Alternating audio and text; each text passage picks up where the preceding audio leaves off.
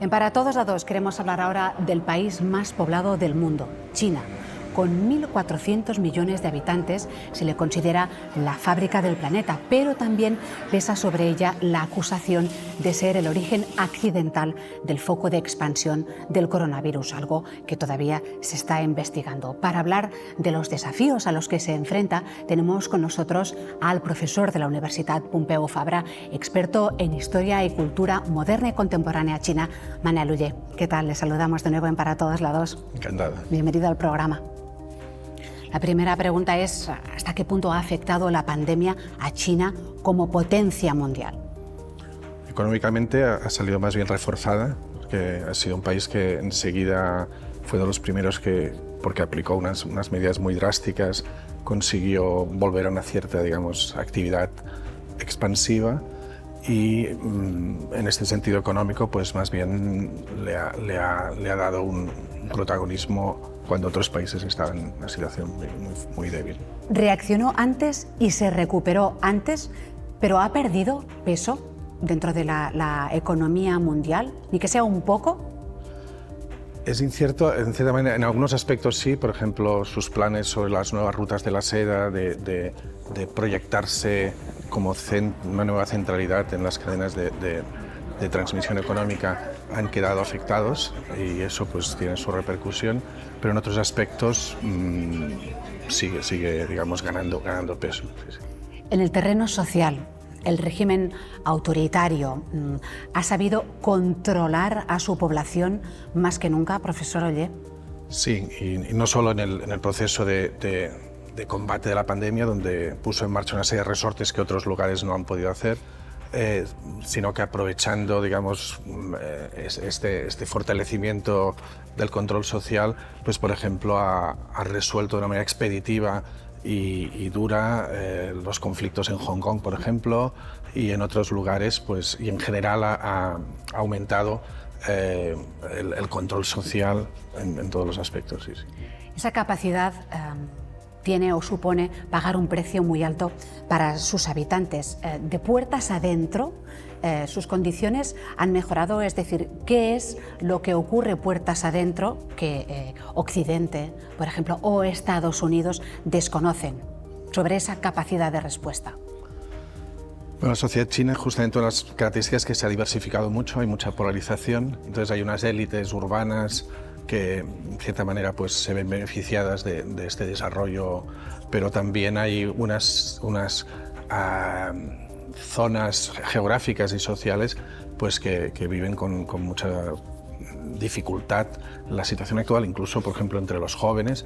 Actualmente ahora se ha puesto de moda una expresión que es el tanping, que es el quedarse estirado, digamos, que en el sentido de perder la fuerza, el impulso para luchar, para hacerse nueva la sociedad, un sentido de derrota casi, que es un poco algo que globalmente está sucediendo. La sensación de los jóvenes que no tienen un lugar en esa sociedad. Y ahí se cuentan por millones. Exacto, sí, estos jóvenes. Sí. ¿Cómo se ha tomado, por ejemplo, o cómo valora, profesor Oller, la noticia reciente de que han dado permiso, de que el gobierno chino ha dado permiso para que las parejas puedan tener un tercer hijo? Sí, esto es el resultado de un último, digamos, censo que puso de manifiesto hasta qué punto la prolongación de las políticas del hijo único acababan generando unos efectos secundarios indeseados.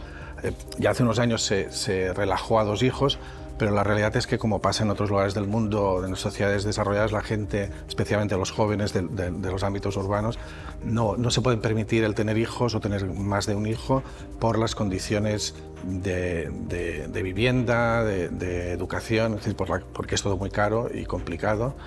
Y entonces China está llegando a unos niveles de decrecimiento casi o de estabilización de población que tiene efectos secundarios muy graves por el envejecimiento de la población, y hablamos de 1.400 millones, es decir, y por tanto una masa, y además una economía que hasta ahora estaba muy basada en una mano de obra dispuesta a trabajar mucho por muy poco, infinita. Claro, si esto se irá reduciendo, ya están haciendo un cambio hacia una economía más tecnológica, pero es un problema. ¿Cómo se ve China a sí misma? en este momento la narrativa oficial, digamos, es de énfasis, justamente porque, aunque inicialmente hubo por ejemplo, ante la pandemia hubo una reacción muy crítica y la propia sociedad reaccionó muy críticamente ante el primer mes de gestión, que es el que hizo, de hecho, que se expandiera, es decir, el efecto secundario del régimen autoritario es que callaron, taparon, disimularon, entonces pues eso se expandió y eso generó mucho malestar y muchas protestas en las redes sociales, etc. Pero después la capacidad de gestionarlo con eficacia comparativamente con otros lados del mundo, pues les ha dado la posibilidad de verse a sí mismos como un régimen, digamos, que es capaz de afrontar los retos. Además, este año es el centenario del Partido Comunista y están en una épica, digamos, de la gloria histórica y nacional, etc. De exaltación, sí, sí. De su historia. Este es, digamos, el discurso oficial. Luego, como decía antes, la sociedad es muy diversa.